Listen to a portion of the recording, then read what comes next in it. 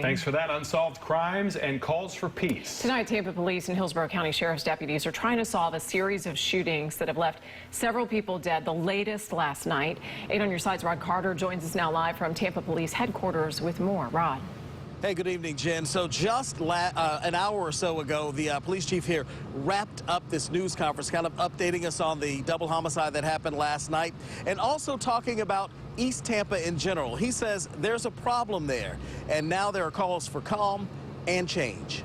If we can come together and create solutions. Tony Parker wants something done about the killings in East Tampa. Let's come together. Let's put all our differences aside. That's why he took to Instagram to beg people for solutions. We actually need to come together, to find out what it actually is going on, to find out what can we do. All of this comes after this deadly double murder Thursday night on Halifax Street. 4 other people were also shot. And then this shooting just days before at a park off Sly Avenue where a man was killed and 7 other people were hurt. I need people speaking up. Late Friday, Tampa Police Chief Brian Dugan held a news conference about last night's shooting and the violence in East Tampa. He says there is a problem there. When it comes to gun violence, yes, there's a problem in East Tampa. I feel like not enough people care about it. Some of these people are being held hostage in their own neighborhoods because they're being intimidated by people. Tampa police tell me this year there have been 114 shooting investigations. 31 of them ended in deaths. It's causing too much heartache for everybody.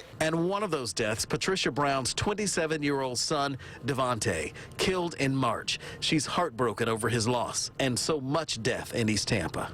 You're destroying your family, and you're destroying the person's family that you take child you're taking away.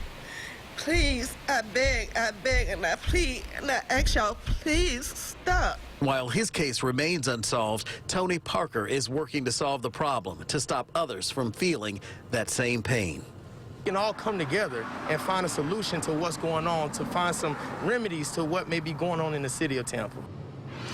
State and local leaders held a news conference late last night after that double homicide last night to call for the very same thing. By the way, I checked with the Hillsborough County Sheriff's Office. They have no update on Tuesday's mass shooting. I checked with, of course, the Tampa Police Department today. They have no update, no arrests in that shooting that happened last night.